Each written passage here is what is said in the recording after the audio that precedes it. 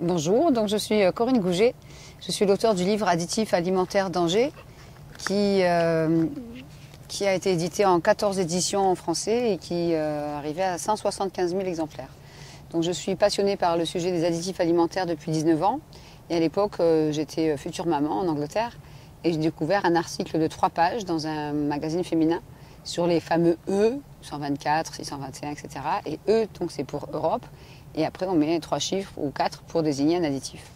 Donc j'ai commencé à éplucher les étiquettes de ce que je mangeais à l'époque quotidiennement. J'ai aussi compris qu'étant enceinte, il fallait que j'évite certains additifs alimentaires dangereux pour l'enfant que je portais. Et je me suis mise à cuisiner absolument tout ce que je mangeais. Des quiches, au sorbet, au gâteau, tout ça de manière traditionnelle. Et donc c'est une passion qui m'a jamais lâchée. Sauf que dans les références que j'utilisais, on ne parlait pas d'aspartame. Et ce n'est qu'en 2003, après des années très très difficiles, que j'ai brutalement découvert la vérité sur l'aspartame, on va dire que j'ai découvert la vérité à dose homéopathique. Et d'abord un début de vérité, 25 effets secondaires, puis les 92, et puis en 2005, on m'a offert ce livre imposant qui fait 1020 pages et qui s'appellerait en français « La maladie de l'aspartame, une épidémie ignorée ». Le scientifique qui a écrit ce livre a étudié les effets de l'aspartame sur ses patients pendant plus de 25 ans. Il a rédigé ce livre avec 1300 cas d'êtres humains qui ont eu des effets secondaires qui partent de la migraine à la crise d'épilepsie, à la tumeur au cerveau, à l'endormissement volant, à la rupture d'anévrisme, l'anorexie, l'obésité, la dépression, etc. Donc il a édité ce livre en 2001, 2002 et en France on n'en parle pas. Et donc malheureusement le docteur H.G. Roberts, ancien diabétologue et endocrinologue, nous a quittés il y a 3 semaines. Il est mort à 88 ans de problèmes cardiaques et nous espérons que son livre et son travail puissent encore sauver des milliers de vies, comme cela a déjà fait. Je suis assez triste qu'il soit décédé, puisqu'il a été filmé par une journaliste française très connue et qu'il n'a pas été inclus dans son film, qui s'appelait Notre poison quotidien. Donc voilà, mon livre est aussi édité en hollandais, où on en est à 150 000 exemplaires. Il y a 6 ans, en espagnol, en italien, et la dernière version, c'est la version roumaine, avec un joli petit garçon qui mange une magnifique sucette colorée. Et donc j'aime bien la couverture de celui-là aussi. Mais l'idée, c'est de pouvoir permettre aux consommateurs non avertis de décrypter les étiquettes, parce qu'effectivement, il faut souvent une loupe. Tout ça, c'est écrit en minuscules. Si on prend l'exemple de ces horribles petits friandises, ben là, vous avez le mot Big Ben écrit en gros. C'est des imitations de petits bonbons bien connus, mais moins chers. Et là, pour lire ça sans loupe, là derrière, c'est pas facile. Donc du coup, ben, il faut une loupe et pour découvrir avec quel colorant c'est fabriqué. Donc si on cherche un peu, on va chercher, il y a plusieurs langues, donc c'est malheureusement vendu dans de nombreux pays. Alors cacahuètes, on s'en doute, il y en a 29%. Enrobé de chocolat au lait, 48%. Dragéfié. Donc ingrédients sucre, c'est-à-dire qu'il y en a beaucoup, puisque c'est au début. Je vais essayer de trouver. Cacahuètes, beurre de cacao, lait entier en poudre, donc il y a des traces d'OGM, parce que c'est du lait industriel. Lactose, pâte de cacao, ça c'est moins dangereux. Amidon de riz, c'est moins dangereux aussi. Émulsifiant, lécithine de soja. Donc là, même le professeur Gilles-Éric Serlini va parler de traces d'OGM, parce que ça sera du soja transgénique. E476, sirop de glucose, ça c'est pour faire grossir. Cyanocarbone, sel de cuisine, c'est très rare de voir ça. On voit sel, mais sel de cuisine. On se demande si c'est pas du sel iodé ou fluoré. Maltodextrine, c'est une source de glutamate monosodique. Dans la maltodextrine, le glutamate libre qui va provoquer l'addiction. Cacao 25% minimum. Peut contenir des traces de noyaux divers et gluten. Ça, c'est pour les allergiques. Et en général, sur ce genre de paquet, on voit les colorants à la fin de l'étiquette internationale. Et là, ils sont bien cachés. Ah, si, ils sont là. Ouhou. Voilà, on a carrément E100, qui est un colorant pas dangereux. E120, c'est un colorant rouge, qui est comme ça. E141, E153, je crois que ça doit être un bleu. E162 et E163. Donc on va regarder dans le livre. Il y en a beaucoup. Et celui qui est au milieu, en général, c'est du dioxyde de titane, qui ne semble même pas marqué sur l'étiquette. Là, c'est grave. Donc E100, c'est de la curcumine, colorant jaune d'origine végétale, donc ça va être celui-là. Après, on a donc du E120, là c'est moins drôle. C'est la cochenille, colorant dérivé souvent d'insectes écrasés ou chimiques. Les résultats de ces recherches sur les effets secondaires à long terme sur le système reproductif et le métabolisme ne sont pas encore disponibles à ce jour et ils pourraient être cancérigènes et mutagènes. En général, c'est de l'hyperactivité, de l'asthme, de l'eczéma, des insomnies, etc. Et très très utilisé. J'ai vu un monsieur ce matin qui a acheté mon livre il y a 4 ans et qui prenait un médicament avec un colorant. Et à chaque fois qu'il prenait ce médicament, il faisait de l'asthme. Et en trouvant les références dans mon livre, il a arrêté ce médicament pour prendre autre chose et il faisait plus d'asthme. Quand même impressionnant. Mais c'est un monsieur d'un certain âge. Donc après, on a encore du E141. Donc là, il faut être vraiment... C'est un complexe cuivrique dérivé de la chlorophylle et de la chlorophyline. Donc les rapports sont contradictoires et à forte contenance de cuivre. Risque, asthme, réaction cutanée, allergie respiratoire. Donc on va dire que ça doit être à peu près cette couleur-là, orange. Et après on a encore du E153, charbon végétal médicinal, donc colorant noir qui serait dérivé de cendres végétales, souvent considéré comme inoffensif, mais avec des rapports contradictoires. E162, alors, rouge de betterave. Donc voilà, donc là encore on va dire c'est le moins dangereux. Et on a E163, c'est colorant entre le rose, le violet et le bleu, dérivé de fruits et de légumes. Et moi ce qui m'étonne beaucoup dans ce produit, c'est que le colorant blanc qu'il y a entre le chocolat et le colorant orange ici, eh ben, il n'est pas marqué. Nulle part. Et en général, c'est du dioxyde de titane qui est de plus en plus dénoncé comme contenant des nanoparticules, chers amis. Colorant blanc, combinaison de 2 atomes d'oxygène avec ce métal. Aucune étude à ce jour n'a prouvé que cet additif ne soit pas cancérigène. Donc sur les fameuses cacahuètes Dragévier avec un petit M sur le dessus, là on met du dioxyde de titane pour pouvoir pulvériser le colorant par la suite et avoir cette jolie petite lettre M sur le devant. Et on voit des gens dévorer des sacs entiers. Donc là, ça s'appelle Big Ben. Évidemment, si vous mangez tout le paquet avec le soja qu'il y a dedans, les produits laitiers, les arômes, etc., vous pourrez devenir un Big Ben vous-même. Mais bon, on ne va pas le dire. Donc je ne sais pas combien ça coûte ça, mais voilà. Sans colorant artificiel, il faudrait aller prouver que ce n'est pas de la cochenille industrielle ou que ça soit vraiment des insectes écrasés. Mais bon, ça ne me donne pas vraiment envie d'en manger. Donc voilà un exemple où il faut vraiment une loupe pour lire ces choses-là. Concernant l'aspartame, vous avez ici donc la photo du docteur H.G. Roberts que vous pourrez encore voir et entendre dans le film Faux sucre, vrai scandale sur Internet. Et donc c'est cet expert qui a écrit cet énorme pavé, comme on dit souvent. Et donc il était endocrinologue et diabétologue. Et dans ce livre, à la page 550 à peu près, il y avait un questionnaire qui s'appelle Survey Questionnaire pour les victimes de l'aspartame. Et ce questionnaire, il se retrouve maintenant dans mon site en français et il s'appelle Intoxication à l'aspartame. Donc on prend de l'aspartame pour maigrir, parce qu'on est diabétique, pour éviter le sucre, pour X raisons. On commence souvent malheureusement par des choses comme ça que tout le monde connaît. La boîte est tellement vieille qu'on ne voit plus les ingrédients derrière. Et on finit sinon par des petites sucrètes moins chères, où il y en a plus, c'est plus dosé. Moins c'est cher, plus il y en aura. Malheureusement, des mamans ou des enfants pensent bien faire pour éviter l'aspartame qui commence quand même à être dénoncé depuis plusieurs années en utilisant de tels chewing-gums. Et là, en tout petit, en exhausteur de goût, alors que c'est un édulcorant, on va trouver le mot aspartame. Et là, ça ne va pas. Donc, les effets de l'aspartame sont d'abord neurotoxiques, c'est-à-dire qu'à chaque dose, il ne faut pas attendre de boire 30 canettes par jour. À chaque fois qu'on prend un chewing-gum, une boisson light, une sucrète, l'aspartame se dégrade dans le corps à partir de 30 degrés. Va par les chewing-gums et les bonbons. Le professeur Robert disait c'est comme si on consommait de la nitroglycérine sous la langue. Ça va directement dans le cerveau par les chewing-gums et les bonbons. Des millions de chewing-gums sont consommés par jour et des millions de bonbons soi-disant bienfaisants sont consommés par jour en France par des enfants aujourd'hui de 8 ans qui prennent ça dans la voiture avec papa ou maman ou des personnes âgées qui consomment ça pendant des années. Donc à chaque fois qu'on prend une dose d'aspartame, cette molécule est capable d'aller exciter les neurones du cerveau en traversant la membrane censée protéger le cerveau, et on appelle ça la membrane hémato-encéphalique. Et là, va exciter les neurones pour le faire exploser pendant 1 heure à 12 heures. Et les dégâts commencent 2 heures après ingestion environ. Donc le neurone est immédiatement excité, il gonfle, il explose, et après il reste plus grand chose. On a des milliards de neurones, je vous rassure, mais si on commence à les attaquer dès plus jeune âge, on se retrouve comme en France aujourd'hui, avec des jeunes de 20 ans qui ont Parkinson et Alzheimer en même temps, ou une des deux maladies en France depuis 2-3 ans. Et ça, je n'arrive pas à convaincre les neurologues dans les hôpitaux à Paris, car eux-mêmes consomment des boissons light et ne veulent pas m'écouter. Donc on arrive à des pathologies comme AVC, épilepsie. On a juste 64 000 enfants épileptiques en France aujourd'hui. C'est une maladie qui touchait peu d'enfants il y a 40 ans.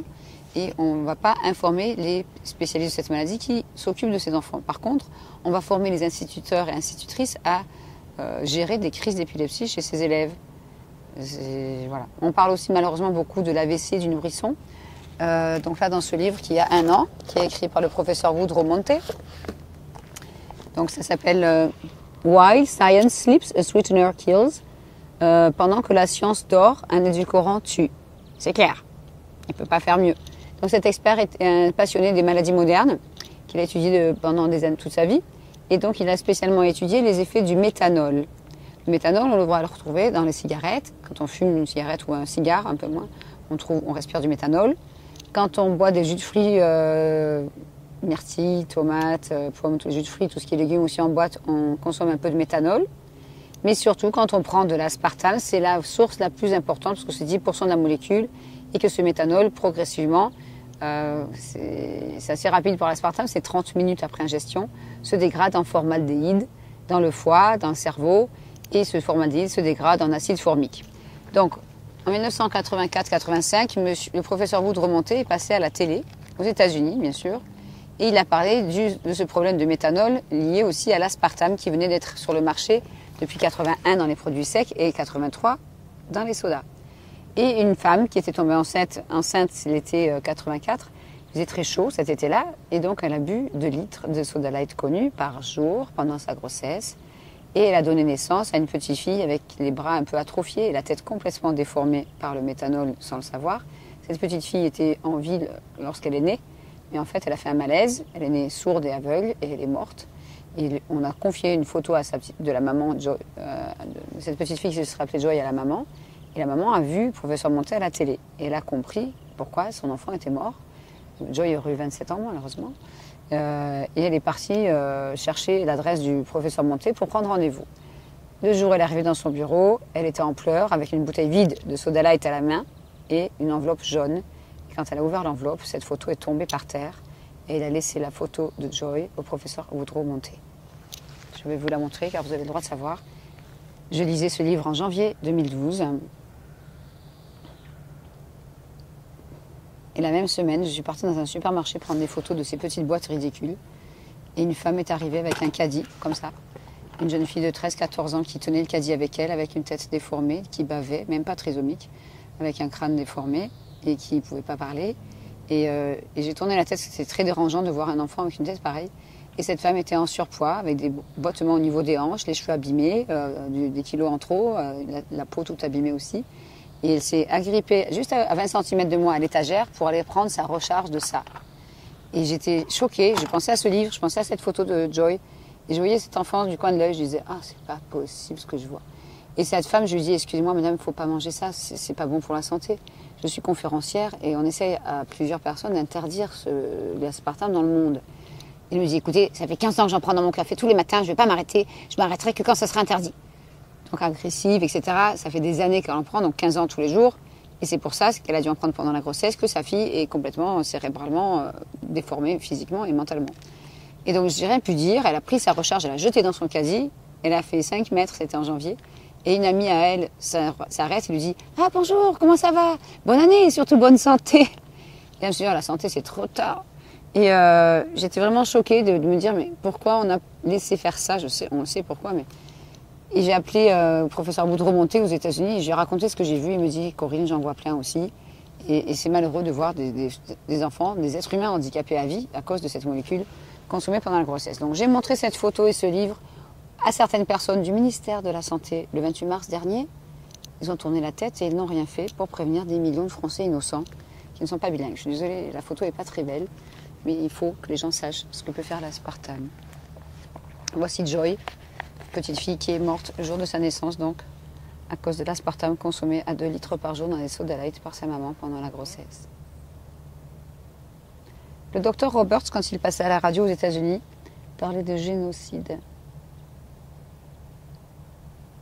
Et je soupçonne qu'il a tenu les mêmes propos devant cette célèbre journaliste française lorsqu'elle l'a interviewé en 2009 et que ce n'est pas dans le film.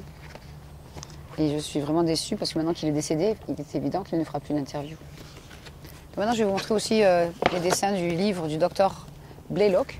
Donc ça, le docteur Blaylock, c'était cet expert qui est aussi dans mes relations. Le docteur Blaylock est un ancien neurochirurgien, nutritionniste de pointe, qui s'était intéressé aux excitotoxines, ces molécules qui détruisent les neurones, après des années de lecture d'études scientifiques et de recherche, parce qu'il avait trouvé ce livre-là il y a plus de 22 ans, qui s'appelle « Le mauvais goût du syndrome du glutamate monosodique ». Donc ce livre a plus de 22 ans. Donc du coup, il s'est mis à écrire celui-ci, qui est sorti en 1997, avec pas plus de 493 références scientifiques. Il a fait exprès de mettre un maximum de références, qui sont toutes à la fin, pour ne pas être attaqué. Alors il a subi certaines pressions au départ, et puis on n'a pas brûlé sa maison, on n'a pas cassé sa famille, on l'a pas tué. Mais il y a eu aussi des interviews boycottées, des articles de presse annulés, etc. Et ça fait depuis plus de 20 ans qu'il fait des conférences sur ce sujet. Maintenant, aujourd'hui, il dénonce aussi le fluor, les vaccins, les traînées dentielles, etc. Mais c'était un homme extraordinaire qui a fait beaucoup de conférences, de vidéos, qui est aussi dans ce film Faux sucre, vrai scandale, et dont le papa est décédé de la maladie de Parkinson. Le mien aussi a cette terrible maladie. Et lui, c'était surtout à cause du glutamate monosodique dont on m'a parlé, de ces petits plats en boîte dont mon père raffolait. Et il en mangeait tous les jours, tous les jours, tous les jours. Donc ça fait 20 ans que mon père est victime de cette maladie qui est assez terrible. Donc dans ce livre, on voit les effets du glutamate au bout de 2 heures sur les neurones. C'est un livre entièrement en anglais et assez médical, donc j'ai trouvé personne pour le traduire. Donc ça, c'est à forte concentration. La forte concentration, ça sera une boîte entière de chips. Faible concentration, ça sera quelques chewing-gums, un bouillon cube dans une sauce, etc. Donc là, vous avez le neurone est excité, effet immédiat, il gonfle.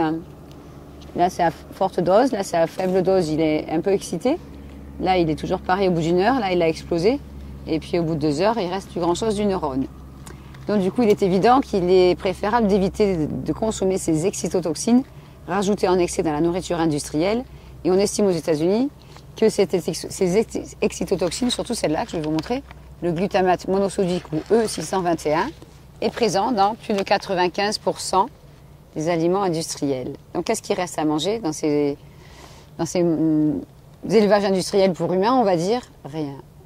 Et la chose la plus grave, c'est que certains fertilisants contiennent 30% de glutamate monosodique et sont pulvérisés sur des fraises ou du raisin, par exemple, qui, par la suite, dans les confitures de fraises ou le raisin qui est fait transformer en vin, on peut retrouver des traces de glutamate monosodique. Donc certains Américains qui sont friands des spécialités culinaires européennes viennent en vacances en Espagne, achètent du vin ou passent en France acheter de la confiture, par exemple, et rentrent aux États-Unis avec ces produits. Et quand ils en consomment, ils réagissent au glutamate monosodique sans savoir qu'ils en ont consommé, puisque c'était dans le fertilisant. C'est affolant. Donc si vous allez sur mon site qui est www.santéendanger.net, vous allez dans la rubrique vidéo mes articles, et dans mes articles, il y en a un qui a été écrit pour Kousmine et qui s'appelle les excitotoxines, vous en mangez peut-être tous les jours sans savoir. Et là, j'explique bien les effets secondaires, les références, etc. et l'histoire de ce fertilisant qui contient 30% de glutamate monosodique. Donc on n'est pas sorti de l'auberge. Jack Samuels, un très bon ami à moi qui est décédé il y a 1 an aussi d'un problème cardiaque et qui avait survécu 30 fois une intoxication au glutamate, Jack Samuels m'expliquait qu'en fait, c'était vraiment très très grave ce qui se passait dans la nourriture et qu'il fallait alerter le plus grand nombre de personnes possible. Et les dégâts neurologiques au niveau du glutamate monosodique peuvent durer entre 1 heure à 48 heures après chaque dose. Donc si vous prenez des adorables petites boîtes de plats préparés, vous avez des fois 5 à 6 sources de glutamate monosodique différentes dans le même plat.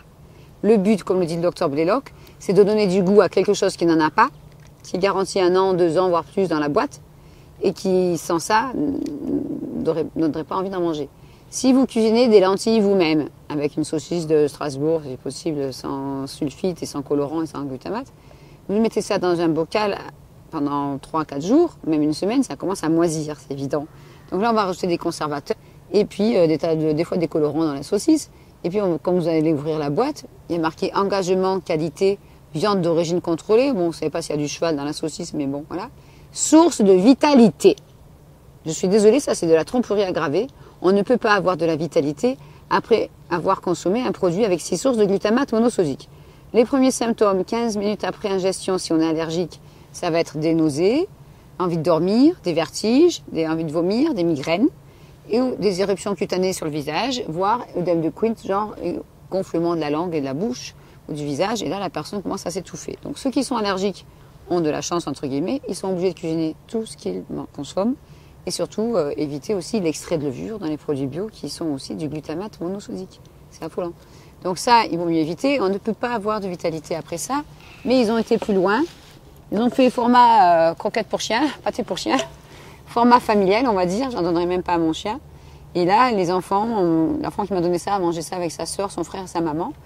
Et on dit que c'est un traiteur depuis 1898. Donc là, si on voit les ingrédients, sauce, eau, sein doux, concentré de tomate, farine de blé, sel, sucre, gomme de goire, arôme. Dans l'arôme, il peut y avoir 3 fois du glutamate monosodique, ils sont au pluriel. Exhausteur de goût, glutamate de sodium, donc ça fait déjà 2 fois, si c'est pas 4. Haricots blancs précuits, on s'en doute. Charcuterie, viande, 22%. Saucisses fumées, saucissons maigres de tête, porc, eau, gras de porc, viande de dinde, viande de porc, farine de blé, fibres de pois, protéines de soja, sûrement transgéniques. Couenne de porc gélifiant E407A, protéines de lait, épaules de porc préparées en salaison, conservateur E250, sinon ça pourrit. E316, stabilisant ditripolyphosphate. Et ça, c'est censé être un plat familial avec moins de sel. Je préfère rigoler parce que... Donc j'en donnerai même pas à mon chien, même si quand j'ouvre des boîtes que j'achète des fois pour les prendre en photo, rien qu'à l'odeur du glutamate, ma chienne est toute excitée, elle me suit partout, elle sent ça dans la pièce et je m'empresse vite de mettre ça à la poubelle et fermer le sac et aller le mettre dehors. Parce que c'est rien qu'à l'odeur, ça rend un peu excité. Donc c'est aussi dans cette boîte de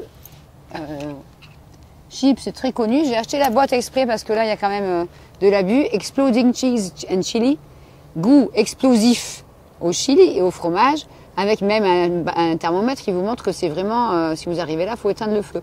Il y a même un extincteur. Et donc, bursting with more flavor, ça veut dire que ça explose avec plus de goût. Et c'est, comme vous vous en doutez maintenant, c'est pas le goût qui explose, c'est vos neurones. Et avec une boîte comme ça, selon de nombreuses recherches, on peut aussi faire un arrêt cardiaque quelques heures après avoir ingéré une boîte entière.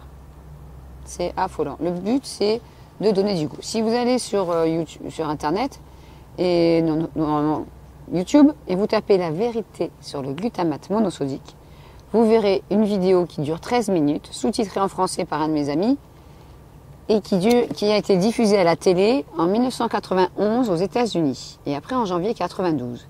Si cette vidéo avait été rapportée par les médias français à la télévision à l'époque, nous aurions moins d'arrêt cardiaque, d'AVC, d'obésité, nous aurions moins d'enfants hyperactifs ou dérangés, nous aurions moins de Parkinson et d'Alzheimer, entre autres, voire des cancers. Car l'aspartame peut déclencher un cancer et le glutamate le fait grossir comme un feu de paille, car la tumeur cancéreuse, selon le professeur Blaylock, se nourrit de glutamate monosodique. Or, qu'est-ce qu'on fait dans les hôpitaux? On ne nous donne surtout pas de conseils en nutrition. Quand la personne sort de son cancer et rentre à la maison, pour lui faire la fête, on va lui cuisiner un plat avec des bouillons cubes, on va lui donner une soupe en sachet ou des chips pour faire la fête et des bonbons. Certains enfants, maintenant qui sont grands, ont aussi offert des petits bonbons aux plantes bienfaisantes à leurs parents ou des chewing-gums menteur-gomme. Et là, le cancer revient et la personne décède quelques mois, voire quelques années plus tard. Et après, les enfants disent « j'ai empoisonné mon père ou ma mère ». Mais ce n'est pas leur faute. Donc du coup, qu'est-ce qu'on peut imaginer comme histoire? L'histoire de Blanche-Neige, que j'utilise avec les enfants. Quand je fais des ateliers pour enfants, parce que je n'explique pas la même chose aux enfants qu'aux parents, d'où l'intérêt de faire un atelier pour enfants, par exemple, un vendredi après-midi dans une école maternelle, primaire, un collège ou un lycée, et le soir, si nous avons une pièce à disposition, faire une conférence pour les parents. Donc pour les enfants, j'utilise cette histoire avec la sorcière. Pourquoi la sorcière fait la pomme? Est-ce qu'elle est belle? Est-ce qu'elle n'est pas belle? Est-ce qu'elle est intelligente? Est-ce qu'elle n'est pas intelligente? Pourquoi elle ne mange pas sa pomme? Et après, on passe à Blanche-Neige qui la mange, parce qu'on lui ment. Et Blanche-Neige tombe par terre, s'endort pendant des années, soi-disant, jusqu'au jour où le prince charmant vient l'embrasser et elle se réveille. Donc les enfants rigolent, quand j'en parle du prince, ils font ah. Donc voilà. Et j'explique aux enfants après, vous êtes tous des princes et des princesses, vos parents vous aiment, et pour vous faire plaisir, ils vont vous acheter une petite sucette qui tache la langue, des petits bonbons pour vous faire plaisir, des petites chips pour l'apéritif, voire des bonbons gélifiés. Parce que les parents ne savent pas ce qu'il y a dans ces produits. Là, il devrait y avoir les ingrédients sur le papier, là où c'est plissé. Ils n'y sont pas. C'est pas vraiment légal. Et le temps qu'on ait enlevé le papier de toute façon, on n'irait pas le lire et on a déjà la sucette dans la bouche. Ce colorant, c'est du E133, bleu brillant FCF, qui est toxique. Et dans les années 70, il a été injecté dans la peau de rat et ça a provoqué des cancers au point d'ingestion. On dit rien, on laisse faire. Donc c'est un colorant qui donne envie de sucer ça. Ça fait penser au ciel, de vacances, à la plage, au bleu, ça détend. Et l'enfant va avoir très rapidement la langue bleue, la salive bleue, les gencives bleues, les lèvres bleues, et il rigole. Selon le colorant, il faut bien expliquer que c'est le même utilisé dans des petits gels douche qu'on distribue gratuitement dans certains hôtels. C'est la même couleur, sauf que ce n'est pas le même code. Donc dans la nourriture, c'est E133 ou bleu brillant FCF, quand ils mettent le nom et pas le code. Ou dans les cosmétiques, comme ce petit gel douche gratuit, du CI 42090. Colorant bleu de synthèse utilisé dans des tonnes de bonbons, de sucettes, de chewing-gum, de cosmétiques, de médicaments. Risque, hyperactivité, asthme, urticaire, insomnie et cancer. Mélangé au 621, ce colorant devient 4 fois plus dangereux. Et on en met dans des tonnes de bonbons pour enfants. Il y a un problème. Donc après, on va dire qu'il y a de plus en plus de cancer de l'estomac chez les enfants. Ou de cancer en général de l'enfant. Mais l'enfant, on va lui offrir des repas au McDonald's dès qu'il a fini sa maladie. Ou on va lui donner des bonbons parce qu'il a souffert. Moi, je suis dégoûtée. Je suis dégoûtée de ce que je vois. Absolument dégoûtée. Et quand vous voyez une petite fille qui arrive à mon stand, « Ah, c'est quoi toutes ces boîtes de chewing-gum » Elle n'a plus de cheveux, elle n'a plus de sourcils, elle a sous chimiothérapie, elle a un foulard à fleurs pour cacher sa calvitie. Et le papa et la maman sont là avec la petite sœur et le grand frère. Ils ont la misère sur le visage, parce que c'est très dur de vivre une épreuve pareille avec un enfant atteint d'une tumeur au cerveau. Et je regarde le papa, je dis, excusez-moi, c'est votre enfant? Oui, oui, elle mâche beaucoup des chewing-gums, elle mâche que ça. Vous avez envie d'hurler, de crier, vous regardez le ciel, il fait beau, vous êtes dehors. Et vous expliquez l'histoire de la Blanche-Neige à la petite fille, vous montrez les effets secondaires de l'aspartame à la maman, et vous expliquez à la petite fille qu'à partir d'aujourd'hui, il ne faut plus jamais qu'elle mâche un chewing-gum de la sorcière qui a fabriqué ça, parce que la sorcière n'en mâche pas. Et la petite fille, elle vous fait un grand sourire, il ne reste plus que sa bouche qui est rose et ses yeux bleus, en couleur sur son visage. Et le lendemain, elle vous revoit, elle vous fait un sourire extraordinaire. Et je ne sais même pas si elle a survécu son cancer. Parce que les techniques utilisées pour, soi-disant, guérir les enfants ne sont pas toujours les meilleures. Donc, Corinne Gouget, elle en a marre de voir des jeunes filles qui ont perdu leur papa à cause de bonbons comme ça, d'une rupture d'anévrisme. J'ai vu une dame aujourd'hui qui a sa maman qui en a pris des années, qui a Alzheimer maintenant, qui est en maison de retraite et qui en consomme encore. Et elle ne savait pas. Je vois des gens qui ont Parkinson, qui ont mangé des tonnes et des tonnes pendant 10-15 ans. Des enfants qui en demandent. Donc après, on s'étonne qu'il y a des AVC chez les jeunes, qu'il y a des tumeurs au cerveau, qu'il y a des leucémies, qu'il y a des cancers de différentes sortes. C'est absolument insupportable. Ici, vous avez un expert qui s'appelle Dr Ralph Walton. Et comme vous le voyez, il est psychiatre. Il faut vraiment aller voir ce film Faux sucre, faux scandale, parce que ce professeur en psychiatrie qui est un ami s'occupe de gens avec des troubles psychiatriques aggravés ou provoqués par l'aspartame depuis 1985. Je répète, 1985. Et en France, on ne dit rien. Qu'est-ce qu'on fait dans les hôpitaux psychiatriques pour adolescents? On leur laisse utiliser ça dans leur café le matin et ils mangent des chewing-gums et l'après-midi, ils se tapent la tête sur les murs. Et on leur donne quoi? Des antidépresseurs qui interagissent avec l'aspartame, comme l'aspartame qui interagit avec les vaccins et qui interagit avec les métaux lourds. Les métaux lourds, pour ceux qui ne savent pas, c'est l'aluminium dans la casserole, dans le déodorant, c'est les métaux lourds que les dentistes vous mettent dans les dents avec le mercure, c'est différentes origines pour les métaux lourds. Et donc on ne dit rien et on en absorbe et après ça se mélange avec les bonbons ou les chewing-gums qu'on mâche et on devient intoxiqué en plus au mercure. Donc je ne vais pas tous les lire parce que le questionnaire est sur mon site, mais l'aspartame peut provoquer des problèmes de vue, donc des taches dans le champ de vision, la vue qui baisse, forte sensibilité à la lumière, perte de la vue, des sifflements ou des craquements dans les oreilles, d'où aussi une forte sensibilité au bruit. Ça va très très loin. Donc les gens vivent avec des bouchons dans les oreilles, surtout pour dormir ou même pour ne pas... J'ai eu une maman qui mâchait ça. Elle mettait des bouchons dans les oreilles pour ne pas entendre ses enfants dessiner sur des feuilles de papier dans le RER. Et après, ça l'incommodait. Elle est partie s'asseoir ailleurs pour ne pas voir ses enfants dessiner qui ne faisaient pas de bruit, ils étaient trois. Donc là, j'étais lui taper sur l'épaule, elle a enlevé son bouchon. Et elle a compris qu'elle souffrait de ça à cause de ça. Donc voilà, 3 enfants. Ça rend les parents psychorigides. Ça provoque des troubles psychiatriques assez importants. Migraine, vertige, tremblement, crise d'épilepsie, convulsions, fatigue chronique, insomnie ou problème pour s'endormir. J'ai vu une jeune fille aujourd'hui qui avait de graves problèmes de sommeil. Réveil dans la nuit, donc on va aux toilettes parce qu'on ne retient pas ses selles et on a soif, on va boire des boissons light parce que l'eau c'est pas bon et on n'arrive plus à s'endormir. Donc le matin on se réveille, on a du mal, on rate le bus pour aller au collège ou on devient agoraphobe. Et l'agoraphobie est principalement provoquée par les boissons light parce que d'après le professeur donc Ralph Walton à New York, parce qu'on a vu beaucoup des agoraphobes aux boissons light, des sous-marques et des grandes marques, il me disait que ça doit être le mélange caféine et aspartame qui aggrave les troubles de la personnalité. Et on dit rien. Donc ça peut aussi faire essoufflement inexpliqué, oui, au niveau de la psychiatrie, irritabilité, troubles de l'élocution, dépression, tentative de suicide, changement de personnalité, troubles de mémoire, confusion mentale, douleur inexpliquée au visage, aggravation des phobies, des TOC, c'est extraordinaire les TOC que ça provoque, des obsessions pour l'argent, le pouvoir, le rangement, la propreté, la paranoïa peut être aggravée, voire aller jusqu'à la paranoïa aiguë, la peur de la hauteur, l'obsession sexuelle, l'hypersexualité, ça provoque des courts-circuits. C'est très bien expliqué dans ce livre, la page 192. Et donc la personne sent la crise arriver, on appelle ça une attaque cérébrale aussi, et donc elle se sent cette colère monter et elle ne peut pas s'en empêcher. Donc j'ai des mamans qui me disent « j'étais pas méchante avant, je suis devenue ». Et dans ce livre donc du neurologue Dr Blaylock, on voit que ces attaques cérébrales arrivent souvent dans la partie frontale du cerveau, qui peut donc résulter en crise d'hypersexualité, crise soudaine de déjà-vu, crise de violence, de comportement violent assez rapide, et ça affecte le comportement de la personne de plus en plus. Donc il faut vraiment informer les gens, il est grand temps. On peut avoir une rupture d'anévrisme, une tumeur au cerveau, maladie d'Alzheimer ou de Parkinson aggravée, voire provoquée, changement de personnalité, on l'a dit, essoufflement au niveau de la cage thoracique, palpitations, douleurs dans les côtes, problèmes d'hypertension, arrêt cardiaque, ça il y en a plein.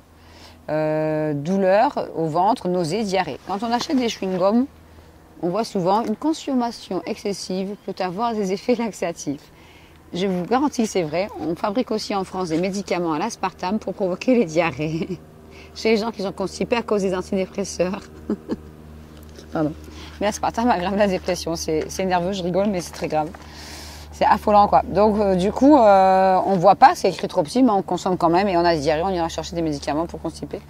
On a des gaz aussi, prévieillissement de la peau, c'est à cause de l'aspartame qui se dégrade en formaldéhyde dans le corps, qui prévieillit la peau et qui fait grossir. Ça fait des cernes sous les yeux, surtout chez les enfants. Forte démangeaison inexpliquée, parfois jusqu'au sang. Cloques pleines qui s'en remplissent de liquide blanc, c'est plus rare, mais j'en ai vu. Roséole, boutons qui cicatrisent difficilement. J'ai vu plein d'adolescents et d'enfants aujourd'hui avec des boutons surtout au niveau du front. Donc ils mettent une frange, un foulard, ils cachent. Mais quand les cheveux tombent aussi à cause de l'aspartame, du coup on n'a plus de frange, on met un foulard ou un truc. Et puis on achète des crèmes pour ces boutons qui s'accumulent là et qui ne cicatrisent une fois qu'on a arrêté l'aspartame. Donc n'achetez pas des crèmes, arrêtez les chewing-gums. Cheveux de plus en plus fins, donc ça fait des calvities. Depuis 2006, les doses ont dû augmenter car j'ai vu des petites filles de 5-6 ans qui ont des chutes de cheveux sur le dessus de la tête jusqu'à avoir des petits trous, des fois de la taille de ça. Voilà. Donc la maman, dans ce cas-là, avait mis des barrettes pour cacher la calvitie de sa petite fille et elle avait un chewing-gum sans sucre à la bouche. Donc je suis intervenue. Pour moi, si je ne fais pas à cet âge-là, c'est non-assistance à personne en danger, comme devraient le faire tous les gens qui sont au courant au ministère de la Santé et qui ne font rien. Ils sont tous coupables. Gonflement de la bouche, gonflement de la langue, caries, déchaussement ou rétraction des gencives, alors que c'est censé protéger la santé de vos dents. C'est grave. C'est vraiment grave. Et donc, en forte dose, oui, on a les gencives qui s'affaissent et les dents qui tombent. Mais à un certain âge, elles ne repoussent plus. Donc, il faut arrêter. Au niveau du poids, l'aspartame fait grossir, surtout par ses produits. J'ai des cas en France avec des jeunes, surtout de 20-25 ans, après 2, 3, 4 ans de boisson light, jusqu'à 5 litres par jour. Je dis bien 5 litres, ça commence par 2-3 canettes. Ça finit par 1 litre, 1,5 litre, 2 litres par jour. Là, j'ai des cas qui sont à 135, 140 kilos, sans obèse dans la famille. Qu'est-ce qu'on fait à ces gens-là? On les envoie maigrir dans des centres d'amaigrissement. On leur conseille les édulcorants pour maigrir. Ils rentrent chez eux, ils en prennent encore. Ils reprennent tous les kilos qu'ils ont perdus en cure. Donc on les envoie à Paris à l'hôpital pour faire de la chirurgie réparatrice. Et on met des ballons ou des anneaux gastriques dans l'estomac pour que l'enfant qui a 15 ans et qui fait 157 kilos, il y a eu des cas en France, eh ben, il mange moins. C'est pas ça qu'il faut faire. C'est de la prévention au niveau des enfants, tant qu'ils ne sont pas obèses, pour expliquer, voilà, si vous mangez ça et si vous en mangez trop, vous pourrez avoir des troubles du comportement, de l'obésité, etc. Donc les enfants, cet après-midi, je leur ai montré donc ce livre, je leur ai montré la photo de ce petit rat qui montre bien un rat nourri au glutamate monosodique et un rat sans glutamate monosodique. Et vous voyez bien que le rat au glutamate, il est gros. Or, l'être humain est beaucoup plus sensible, au moins 10, 15, voire 50 fois plus sensible à ces produits-là que le rat. Et l'être humain, il ne mange pas que du glutamate, il mange aussi de l'aspartame, il mange aussi des colorants, des tas de produits, des huiles, des graisses hydrogénées, des tas de choses qui font grossir. Et donc, d'où l'épidémie mondiale d'obésité et de diabète à cause de, entre autres, cet ingrédient. Donc du coup, sous l'effet de la boulimie, ben on mange. Si vous prenez un paquet de cigarettes, il y a bien marqué « fumer tue ». Et il y a un journaliste français qui s'appelle William Raymond qui explique bien aussi que manger peut tuer. Mais ça, on ne va pas le dire. Donc vive l'agroalimentaire en France qui vous fabrique de tas de choses pétillantes. Vous pouvez gagner par exemple un week-end en Laponie, dans des emballages qui pétillent. Et là, vous voyez, il y a bien marqué la marque et derrière, les ingrédients sont vert sur vert. C'est quasiment pas lisible, c'est abominable. Donc il faut vraiment informer les gens. Et en faisant de la prévention, on peut s'en sortir. Bon, tous les symptômes de l'aspartame sont sur mon site. Une fois qu'on a mangé trop de ces produits-là, si on arrive à des poids à 140, 150 kg, idéalement, il faut faire un régime accompagné. Ou alors, pourquoi pas, comme beaucoup l'ont fait aux États-Unis et que ça commence en France, passer à une alimentation crue. Donc si vous regardez le film Raw for 30 Days en anglais, qui est sur mon site et sous-titré en français dans le dossier diabète, vous sortez des mouchoirs pour pleurer de joie. Ce sont un groupe de diabétiques qui se mettent à l'alimentation crue pendant 30 jours et qui commencent à guérir de leur diabète, à avoir des pancréas qui refonctionnent et à perdre des kilos et des kilos et des kilos. Seulement, ils sont isolés en pleine campagne, sans supermarché à leur portée et ils n'ont droit qu'à une alimentation vivante, sans produits laitiers, sans viande, sans café, sans œufs, sans machin. Tous ces aliments qui engendrent aussi le diabète. Et donc c'est un film extraordinaire, malheureusement, qui n'a pas été tourné en France avec des diabétiques français, mais avec des Américains. Nous sommes tous des êtres humains sur cette planète pour le moment. Et à part le langage ou le mode de vie, on n'a que ça qui diffère. Donc ici, je vais vous montrer les photos d'une dame avec son autorisation, bien sûr, qui s'appelle Danielle et que j'ai rencontrée en avril 2006 à mon stand. Elle avait un corset au niveau des hanches, des cannes. Elle avait la peau toute abîmée, les cheveux abîmés, assez agressive dans son comportement. Et elle est arrivée à mon stand en me disant « Qu'est-ce que vous faites avec des édulcorants sur la table? C'est pas bon pour la santé, vous êtes dans un salon bio. » Je lui ai dit « Mais calmez-vous, madame, j'ai écrit un livre et j'apprends aux gens à lire les étiquettes car il y a des gens qui mangent bio et qui à côté mâchent des chewing-gums ou prennent d'autres produits à l'aspartame. Moi j'ai une maladie, ça n'a rien à voir avec l'aspartame. » Alors je suis « Ah bon, vous avez quoi madame, si c'est pas indiscret ?» Elle me dit « Je souffre d'une fibromyalgie. » La fibromyalgie peut avoir différents effets. Ça peut être un coup de stress, ça peut être une intoxication à d'autres produits. Mais si on a consommé ces bonbons-là tous les jours pendant 15 ans, jusqu'à une boîte, voire plus par jour, l'aspartame peut engendrer des scléroses en plaques, surtout par les boissons ou des fibromyalgies ou d'autres pathologies du système nerveux. Donc cette femme prenait plein de médicaments, elle avait des douleurs de partout. Là, elle avait des cannes et un corset. Mais quand elle avait trop mal, c'était déambulateur et fauteuil roulant. À qui rapportent ces maladies? Donc j'ai promis à cette femme, j'étais très choquée de la voir comme ça. Je lui ai dit, mais qu'est-ce que vous êtes venu faire là? Elle me dit, je cherche quelqu'un pour m'aider pour ma maladie. Et dans ma tête, je lui ai dit, tu m'as trouvé, c'est moi. Pour moi, tous les symptômes qu'elle avait étaient typiques de l'aspartame. Et donc, elle s'est penchée sur la table, elle a vu la boîte à 2,20 m, elle n'arrivait pas à lire la marque. Elle me dit, c'est quoi la boîte jaune là-bas? J'y vois mal. Elle y voit mal parce que l'aspartame, comme vous savez, fait baisser la vue. Et donc, du coup, elle s'est penchée sur la table, j'ai expliqué, c'est des bonbons suisses bienfaisants au citron de cette marque-là. Elle me dit, mais il n'y a pas d'aspartame dedans. Il y avait du monde devant le stand. Et je regardais, je fais, je suis désolée madame, c'est sur mon stand, c'est qu'il y en a. J'en ai mangé pendant 15 ans. Les gens, il a regardé, il ne voulait pas lui ressembler, il faisait... Donc la pauvre femme, je l'ai assise sur sa chaise. J'ai mis des dossiers en français sur le sujet. Elle était choquée. Elle tremblait. Elle me disait, je dansais le rock'n'roll toute la nuit parce que je n'arrivais pas à dormir. J'allais toujours chercher ma boîte de bonbons. Je revenais chez moi si j'avais oublié. Et j'avais toujours un bonbon dans la bouche pour danser. Donc là, avec les cannes et le corset, la danse était finie. Et puis au bout d'un moment, je me suis retournée, je lui ai dit, madame, je vais vous aider. Je trouverai tous les thérapeutes qu'il faut pour vous désintoxiquer jusqu'au jour où vous redanserez le rock'n'roll. Puis pourquoi t'as dit ça si ça marche pas? Parce que je connais Corey Brackett, la réalisatrice du film Faux sucre, vrai scandale, qui est totalement remise d'une sclérose en plaques après 20 ans de boisson light. Elle est en photo aussi là, donc elle a un site internet. Elle a fait ces 2 films. Donc elle a fait Sweet Misery, donc Faux sucre, vrai scandale. Et elle a fait aussi le film Sweet Remedy, ce qu'on peut faire une fois qu'on a mangé du glutamate, des OGM ou de l'aspartame, car ça en fait partie. Et ce film, le deuxième, n'est toujours pas en français.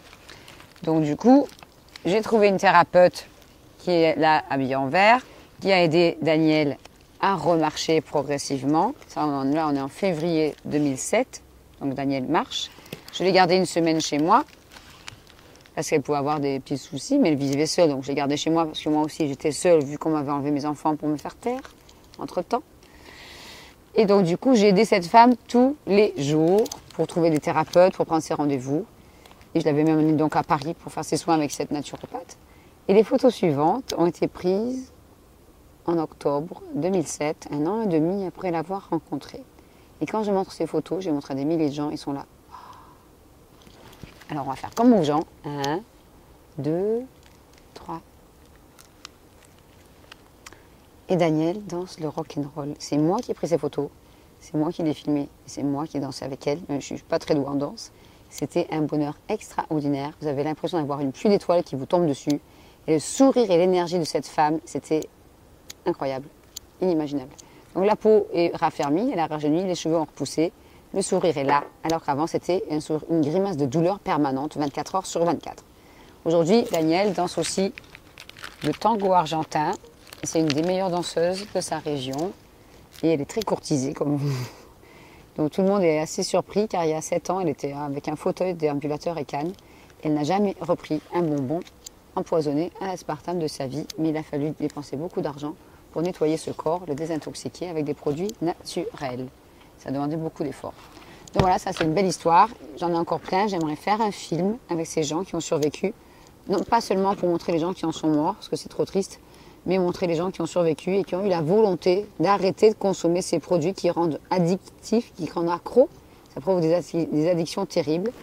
Et donc ça aussi, ces bonbons aussi qui sont farcis d'arômes contenant du glutamate et qui contiennent aussi, comme vous le voyez sur cet horrible bocal, de la gélatine de porc récupérée dans tous les abattoirs d'Europe pour en fabriquer une poudre blanche. Et dans le dossier gélatine sur mon site, dans le coin des enfants, cette poudre blanche est revendue à peu près 5 € le kilo à des marchands de bonbons gélifiés qui mélangent ça avec des arômes, des acides et des colorants, comme vous le voyez, tous de synthèse ou presque, pour les revendre à 35 € le kilo en général, l'été sur le marché, à des enfants qui se disputent les bonbons. Moi je veux le bleu, je veux le jaune, je veux le vert.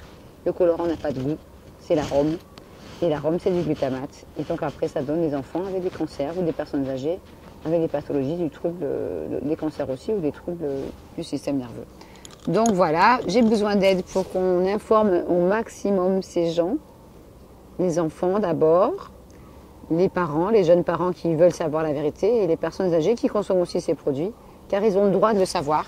Et c'est clairement expliqué dans la Convention internationale du droit de l'enfant que j'ai rajouté dans mon livre, où l'article 17 et 24 expliquent bien que l'État et les médias ont le devoir d'informer les consommateurs.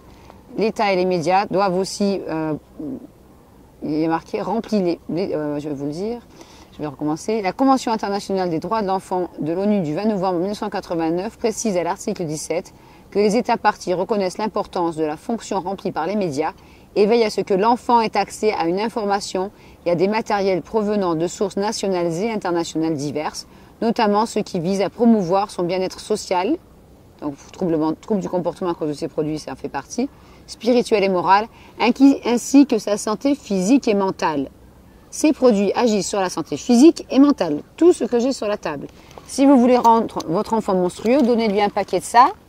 Les médias n'ont pas transféré ces informations et les enfants continuent à manger de tout ça. L'article 24, dit bien que les États, donc le gouvernement, doit faire en sorte que tous les groupes de la société, en particulier les parents et les enfants, reçoivent une information sur la santé et la nutrition de l'enfant.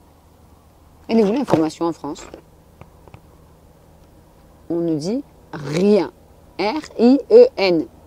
Donc c'est un grand bonheur de faire des ateliers pour des enfants comme on a fait hier et aujourd'hui, pour leur faire chasser les additifs, les colorants, les édulcorants, les machins, les trucs. Et ils ont du mal des fois à trouver le mot qui est caché sur le côté.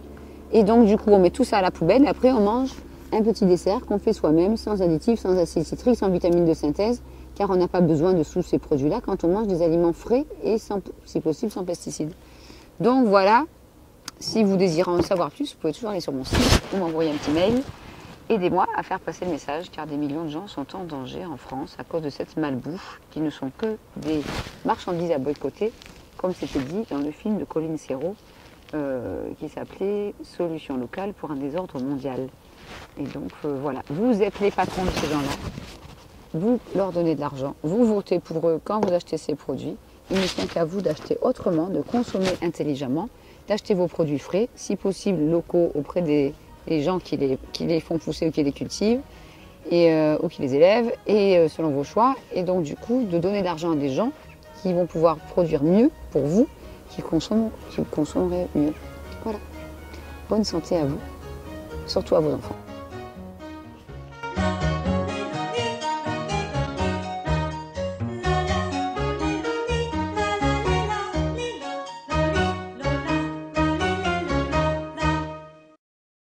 Et je voyais cet enfant du coin de l'œil, je disais, ah, c'est pas possible ce que je vois. Et cette femme, je lui dis, excusez-moi madame, il ne faut pas manger ça, c'est pas bon pour la santé. Je suis conférencière et on essaye à plusieurs personnes d'interdire l'aspartame dans le monde. Il me dit, écoutez, ça fait 15 ans que j'en prends dans mon café tous les matins, je ne vais pas m'arrêter, je m'arrêterai que quand ça sera interdit. Donc agressive, etc. Ça fait des années qu'elle en prend, donc 15 ans tous les jours. Et c'est pour ça qu'elle a dû en prendre pendant la grossesse, que sa fille est complètement cérébralement déformée physiquement et mentalement. Et donc je n'ai rien pu dire, elle a pris sa recharge, elle a jeté dans son casier, elle a fait 5 mètres, c'était en janvier. Et une amie à elle s'arrête et lui dit « Ah bonjour, comment ça va? Bonne année et surtout bonne santé !» Et elle me dit « Oh, la santé c'est trop tard !» Et j'étais vraiment choquée de me dire « Mais pourquoi on a laissé faire ça ?» On le sait pourquoi, mais... Et j'ai appelé le professeur Boudreau-Monté aux États-Unis et j'ai raconté ce que j'ai vu. Il me dit « Corinne, j'en vois plein aussi. » Et c'est malheureux de voir des enfants, des êtres humains handicapés à vie à cause de cette molécule consommée pendant la grossesse. Donc j'ai montré cette photo et ce livre à certaines personnes du ministère de la Santé le 28 mars dernier.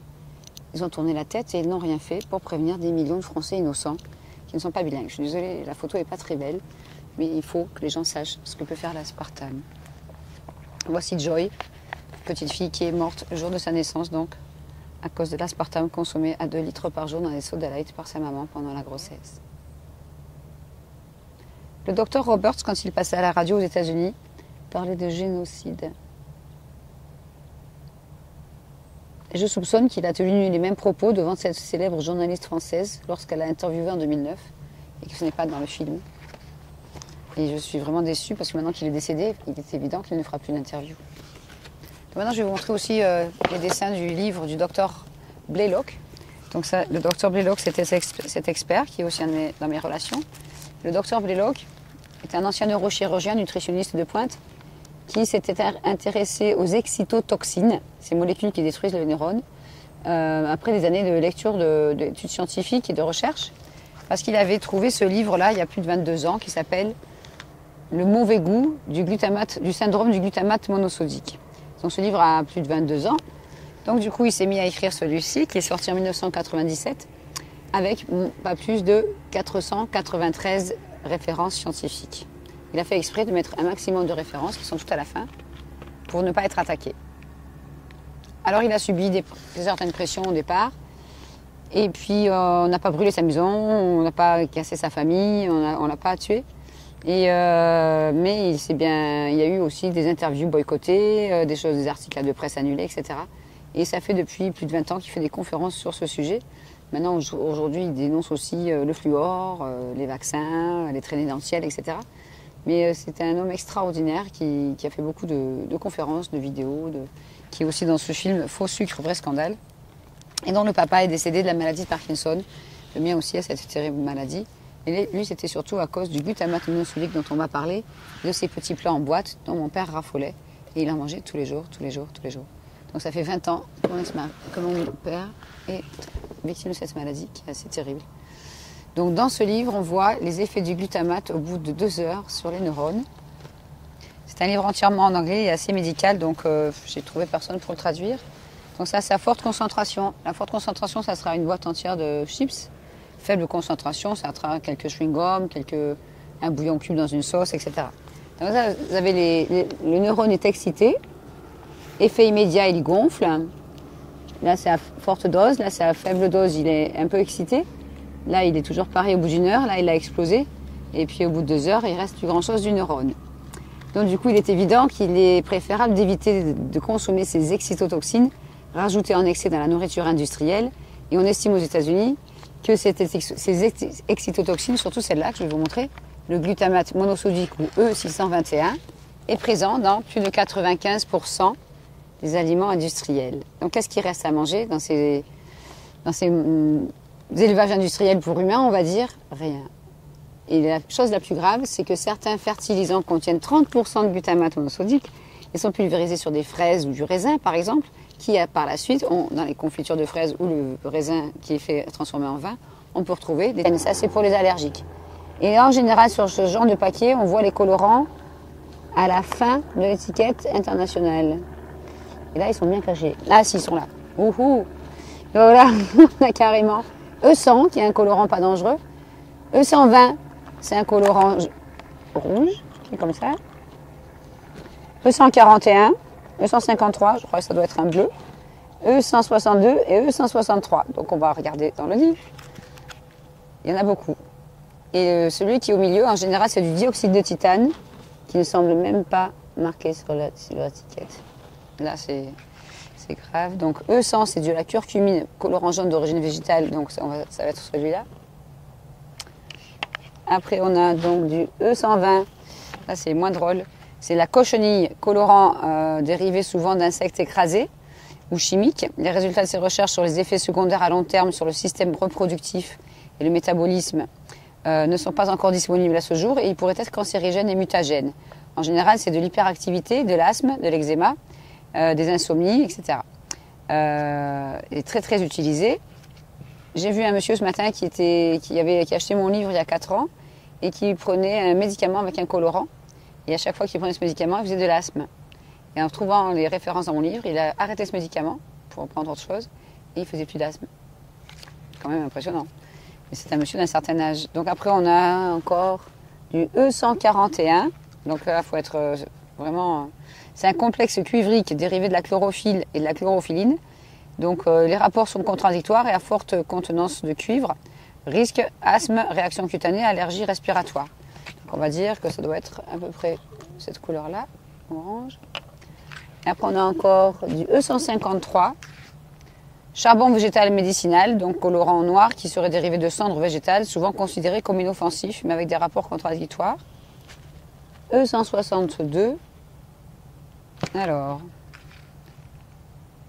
rouge de betterave. Donc voilà. Donc là, encore, on va dire, c'est le moins dangereux. Et on a E163. C'est colorant entre le rose, le violet et le bleu, dérivé de fruits et de légumes. Et moi, ce qui m'étonne beaucoup dans ce produit, c'est que le colorant blanc qu'il y a entre le chocolat et le colorant orange ici, eh ben, il n'est pas marqué. Nulle part. Et en général, c'est du dioxyde de titane, qui est de plus en plus dénoncé comme contenant des nanoparticules, chers amis. Colorant blanc, combinaison de 2 atomes d'oxygène avec ce métal. Aucune étude à ce jour n'a prouvé que cet additif ne soit pas cancérigène. Donc sur les fameuses cacahuètes Dragévier avec un petit M sur le dessus, là on met du dioxyde de titane pour pouvoir pulvériser le colorant par la suite et avoir cette jolie petite lettre M sur le devant. Et on voit des gens dévorer des sacs entiers. Donc là ça s'appelle Big Ben. Évidemment si vous mangez tout le paquet avec le soja qu'il y a dedans, les produits laitiers, les arômes, etc., vous pourrez devenir un Big Ben vous-même. Mais bon, on va pas le dire. Donc je ne sais pas combien ça coûte ça, mais... Voilà, sans colorant artificiel, faudrait aller prouver que c'est pas de la cochenille industrielle ou que ça soit vraiment des insectes écrasés, mais bon, ça ne me donne pas vraiment envie d'en manger. Donc voilà un exemple où il faut vraiment une loupe pour lire ces choses-là. Concernant l'aspartame, vous avez ici donc la photo du docteur H.G. Roberts que vous pourrez encore voir et entendre dans le film Faux sucre, vrai scandale sur Internet. Et donc c'est cet expert qui a écrit cet énorme pavé, comme on dit souvent. Et donc, il était endocrinologue et diabétologue. Et dans ce livre, à la page 550 à peu près, il y avait un questionnaire qui s'appelle Survey Questionnaire pour les victimes de l'aspartame. Et ce questionnaire, il se retrouve maintenant dans mon site en français et il s'appelle Intoxication à l'aspartame.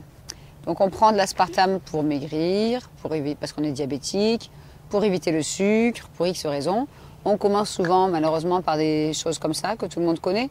La boîte est tellement vieille qu'on ne voit plus les ingrédients derrière. Et on finit sinon par des petites sucrètes moins chères. Il y en a plus, c'est plus dosé. Moins c'est cher, plus il y en aura. Malheureusement, des mamans ou des enfants pensent bien faire pour éviter l'aspartame qui commence quand même à être dénoncé depuis plusieurs années en utilisant de tels chewing-gums. Et là, en tout petit, un exhausteur de goût, alors que c'est un édulcorant, on va trouver.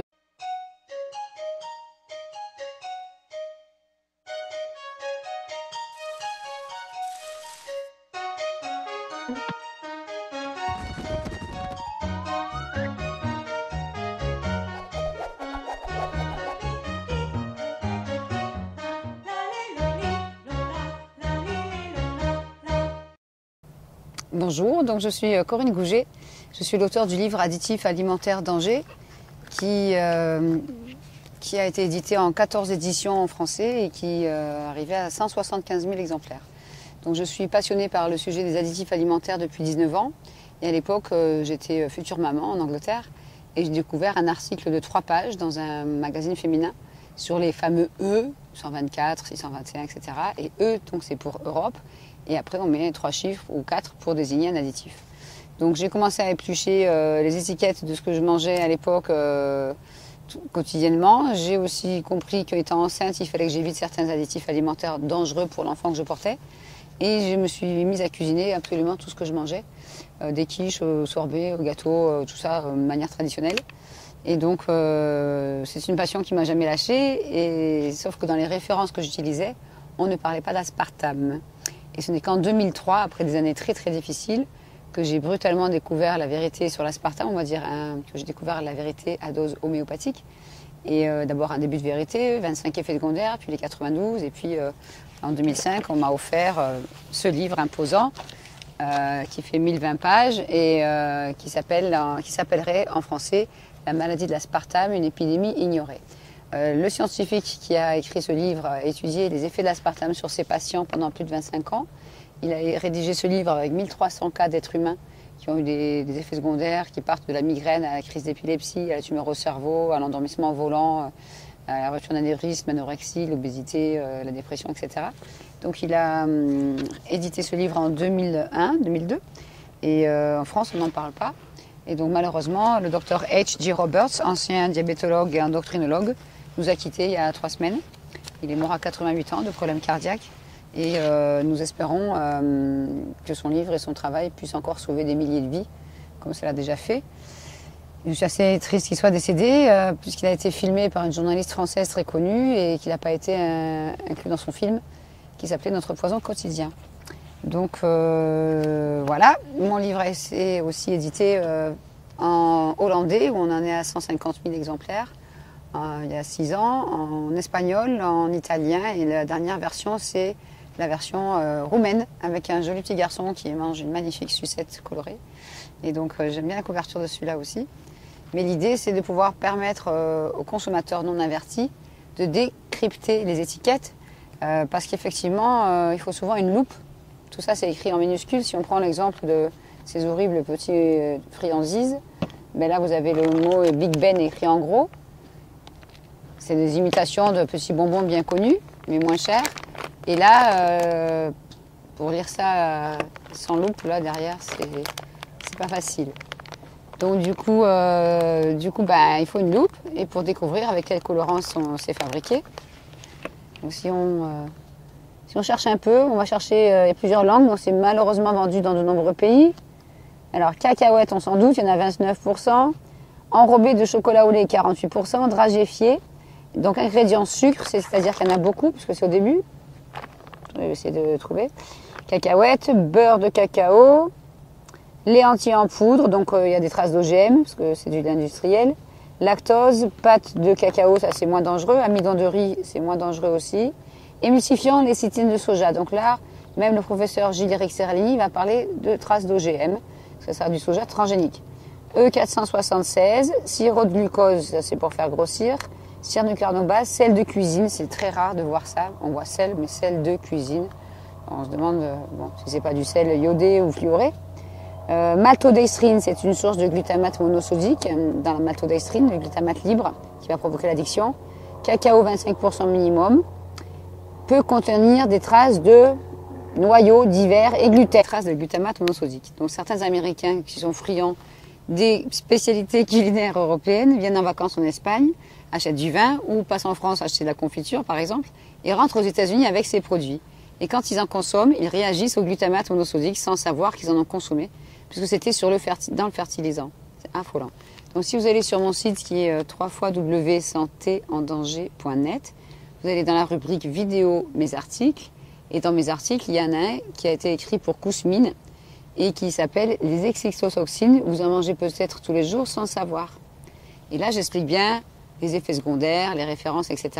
et l'histoire de ce fertilisant qui contient 30% de glutamate monosodique. Donc on n'est pas sorti de l'auberge. Jack Samuels, un très bon ami à moi qui est décédé il y a 1 an aussi d'un problème cardiaque et qui avait survécu 30 fois une intoxication au glutamate. Jack Samuels m'expliquait qu'en fait, c'était vraiment très très grave ce qui se passait dans la nourriture et qu'il fallait alerter le plus grand nombre de personnes possible. Et les dégâts neurologiques au niveau du glutamate monosodique peuvent durer entre 1 heure à 48 heures après chaque dose. Donc si vous prenez des adorables petites boîtes de plats préparés, vous avez des fois 5 à 6 sources de glutamate monosodique différentes dans le même plat. Le but, comme le dit le docteur Blaylock, c'est de donner du goût à quelque chose qui n'en a pas, qui garantit 1 an, 2 ans, voire plus dans la boîte, et qui, sans ça, n'aurait pas envie d'en manger. Si vous cuisinez des lentilles vous-même, avec une saucisse de Strasbourg, si possible, sans sulfite et sans colorant et sans glutamate, vous mettez ça dans un bocal pendant 3-4 jours, même 1 semaine, ça commence à moisir, c'est évident.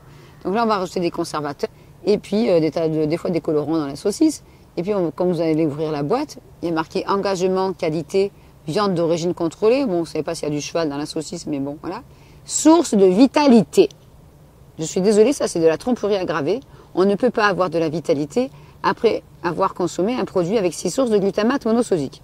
Les premiers symptômes, 15 minutes après ingestion, si on est allergique, ça va être des nausées, envie de dormir, des vertiges, des envies de vomir, des migraines, et des éruptions cutanées sur le visage, voire œdème de Quint, genre gonflement de la langue et de la bouche ou du visage, et là la personne commence à s'étouffer. Donc ceux qui sont allergiques ont de la chance, entre guillemets, ils sont obligés de cuisiner tout ce qu'ils consomment, et surtout éviter aussi l'extrait de levure dans les produits bio qui sont aussi du glutamate monosodique. C'est affolant. Donc ça, il vaut mieux éviter. On ne peut pas avoir de vitalité après ça, mais ils ont été plus loin. Ils ont fait format croquette pour chien, pâté pour chien, format familial, on va dire. J'en donnerai même pas à mon chien. Et là, l'enfant qui m'a donné ça a mangé ça avec sa sœur, son frère et sa maman. Et on dit que c'est un traiteur depuis 1898. Donc là, si on voit les ingrédients, sauce, eau, sein doux, concentré de tomate, farine de blé, sel, sucre, gomme de goire, arôme. Dans l'arôme, il peut y avoir 3 fois du glutamate monosodique, ils sont au pluriel. Exhausteur de goût, glutamate de sodium, donc ça fait déjà 2 fois, si c'est pas 4. Haricots blancs précuits, on s'en doute. Charcuterie, viande, 22%. Saucisses fumées, saucissons maigres de tête porc, eau, gras de porc, viande de dinde, viande de porc, farine de blé, fibres de pois, protéines de soja, sûrement transgéniques. Couenne de porc gélifiant E407A, protéines de lait, épaules de porc préparées en salaison, conservateur E250, sinon ça pourrit. E316, stabilisant ditripolyphosphate. Et ça, c'est censé être un plat familial avec moins de sel. Je préfère rigoler parce que... Donc j'en donnerai même pas à mon chien, même si quand j'ouvre des boîtes que j'achète des fois pour les prendre en photo, rien qu'à l'odeur du glutamate, ma chienne est toute excitée, elle me suit partout, elle sent ça dans la pièce et je m'empresse vite de mettre ça à la poubelle et fermer le sac et aller le mettre dehors. Parce que rien qu'à l'odeur, ça rend un peu excité. Donc c'est aussi dans cette boîte de chips, c'est très connu. J'ai acheté la boîte exprès parce que là, il y a quand même de l'abus. Exploding Cheese and Chili, goût explosif au chili et au fromage, avec même un thermomètre qui vous montre que c'est vraiment, si vous arrivez là, il faut éteindre le feu. Il y a même un instincteur. Et donc, bursting with more flavor, ça veut dire que ça explose avec plus de goût. Et c'est, comme vous vous en doutez maintenant, c'est pas le goût qui explose, c'est vos neurones. Et avec une boîte comme ça, selon de nombreuses recherches, on peut aussi faire un arrêt cardiaque quelques heures après avoir ingéré une boîte entière. C'est affolant. Le but, c'est de donner du goût. Si vous avez le mot aspartame, et là, ça ne va pas. Donc, les effets de l'aspartame sont d'abord neurotoxiques, c'est-à-dire qu'à chaque dose, il ne faut pas attendre de boire 30 canettes par jour. À chaque fois qu'on prend un chewing-gum, une boisson light, une sucrète, l'aspartame se dégrade dans le corps à partir de 30 degrés, va par les chewing-gums et les bonbons. Le professeur Robert disait, c'est comme si on consommait de la nitroglycérine sous la langue. Ça va directement dans le cerveau par les chewing-gums et les bonbons. Des millions de chewing-gums sont consommés par jour. Et des millions de bonbons, soi-disant bienfaisants, sont consommés par jour en France par des enfants aujourd'hui, des 8 ans, qui prennent ça dans la voiture avec papa ou maman, ou des personnes âgées qui consomment ça pendant des années. Donc à chaque fois qu'on prend une dose d'aspartame, cette molécule est capable d'aller exciter les neurones du cerveau en traversant la membrane censée protéger le cerveau, et on appelle ça la membrane hémato-encéphalique, et là, va exciter les neurones pour le faire exploser pendant 1 heure à 12 heures, et les dégâts commencent 2 heures après ingestion environ. Donc le neurone est immédiatement excité, il gonfle, il explose, et après il ne reste plus grand-chose.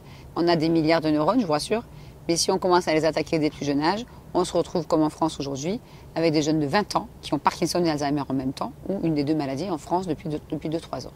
Et ça, je n'arrive pas à convaincre les neurologues dans les hôpitaux à Paris, car eux-mêmes consomment des boissons light et ne veulent pas m'écouter. Donc on arrive à des pathologies comme AVC, épilepsie. On a juste 64 000 enfants épileptiques en France aujourd'hui. C'est une maladie qui touchait peu d'enfants il y a 40 ans. Et on ne va pas informer les spécialistes de cette maladie qui s'occupent de ces enfants. Par contre, on va former les instituteurs et institutrices à gérer des crises d'épilepsie chez ces élèves. Voilà. On parle aussi malheureusement beaucoup de l'AVC du nourrisson. Donc là, dans ce livre qui a 1 an, qui est écrit par le professeur Woodrow Monté. Donc ça s'appelle While Science Sleeps, a Sweetener Kills. Pendant que la science dort, un édulcorant tue. C'est clair. Il ne peut pas faire mieux. Donc cet expert est un passionné des maladies modernes, qu'il a étudié pendant des années, toute sa vie. Et donc il a spécialement étudié les effets du méthanol. Le méthanol, on le voit le retrouver dans les cigarettes. Quand on fume une cigarette ou un cigare, un peu moins, on respire du méthanol. Quand on boit des jus de fruits, myrtilles, tomates, pommes, tous les jus de fruits, tout ce qui est légumes aussi en boîte, on consomme un peu de méthanol. Mais surtout, quand on prend de l'aspartame, c'est la source la plus importante, parce que c'est 10% de la molécule, et que ce méthanol, progressivement, c'est assez rapide pour l'aspartame, c'est 30 minutes après ingestion, se dégrade en formaldéhyde dans le foie, dans le cerveau, et ce formaldéhyde se dégrade en acide formique. Donc, en 1984-85, le professeur Woodrow Monté est passé à la télé, aux États-Unis, bien sûr, et il a parlé de ce problème de méthanol lié aussi à l'aspartame qui venait d'être sur le marché depuis 81 dans les produits secs et 83 dans les sodas. Et une femme qui était tombée enceinte l'été 84, il faisait très chaud cet été-là, et donc elle a bu 2 litres de soda light connu par jour pendant sa grossesse. Et elle a donné naissance à une petite fille avec les bras un peu atrophiés et la tête complètement déformée par le méthanol sans le savoir. Cette petite fille était en vie lorsqu'elle est née, mais en fait elle a fait un malaise, elle est née sourde et aveugle et elle est morte. Et on a confié une photo de la maman, de cette petite fille qui se rappelait Joy à la maman. Et la maman a vu le professeur Monté à la télé. Et elle a compris pourquoi son enfant était mort. Joy aurait eu 27 ans malheureusement. Et elle est partie chercher l'adresse du professeur Monté pour prendre rendez-vous. Le jour, elle est arrivée dans son bureau, elle était en pleurs avec une bouteille vide de soda light à la main et une enveloppe jaune. Et quand elle a ouvert l'enveloppe, cette photo est tombée par terre et elle a laissé la photo de Joy au professeur Woodrow Monté. Je vais vous la montrer car vous avez le droit de savoir. Je lisais ce livre en janvier 2012. Et la même semaine, je suis partie dans un supermarché prendre des photos de ces petites boîtes ridicules. Et une femme est arrivée avec un caddie, comme ça. Une jeune fille de 13-14 ans qui tenait le caddie avec elle, avec une tête déformée, qui bavait, même pas trisomique, avec un crâne déformé et qui ne pouvait pas parler. Et j'ai tourné la tête, c'était très dérangeant de voir un enfant avec une tête pareille. Et cette femme était en surpoids, avec des bottements au niveau des hanches, les cheveux abîmés, des kilos en trop, la peau toute abîmée aussi. Et elle s'est agrippée juste à 20 cm de moi à l'étagère pour aller prendre sa recharge de ça. Et j'étais choquée, je pensais à ce livre, je pensais à cette photo de Joy.